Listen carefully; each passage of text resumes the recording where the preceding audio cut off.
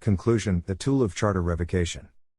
A corporate charter revocation action may be perceived as unreasonable and undesirable by many individuals.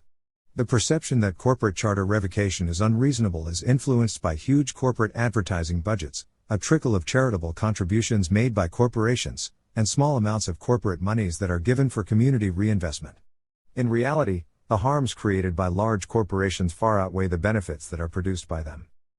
Those commentators who urge corporate accountability instead of dismantling the corporation, which has an extensive history of environmental lawbreaking, have convinced themselves that regulatory control offers sufficient enforcement capability. In making this assumption, they ignore several pieces of evidence, including the documented histories of those corporations who treat environmental regulatory penalties as simply a cost of doing business and the effect that corporate monies have in the political realm. Along these lines of corporate accountability, there have been many proposals in recent years to reassert community control over large corporations. Directors' duty statutes, perhaps the most widely accepted reform statutes, have been codified by a multitude of state legislatures.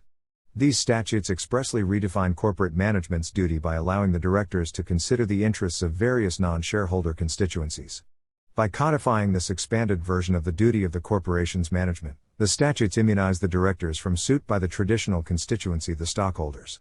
Some statutes even allow directors to decline to take action that would be immediately profitable to shareholders in order to pursue possible longer-term benefits.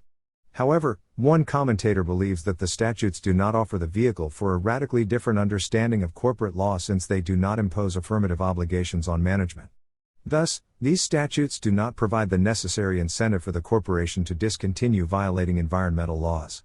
The threat of charter revocation may provide enough pressure on corporations to encourage them to stop polluting and to allow community involvement in corporate decision-making.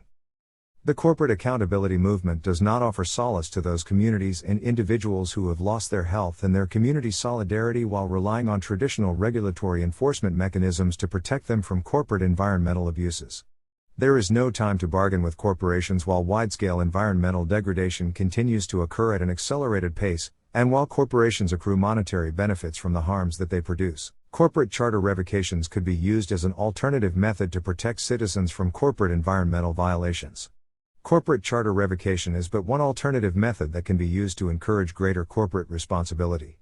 Future experimentation in several areas is necessary to discover a combination of workable solutions to corporate abuses of environmental regulations.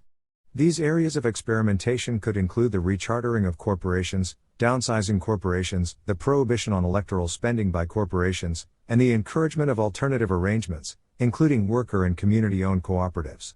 Lastly, it is crucial to engage in a national debate concerning the relationships among private property, public property, wealth, our political processes, and the impact of the corporate form on the natural environment.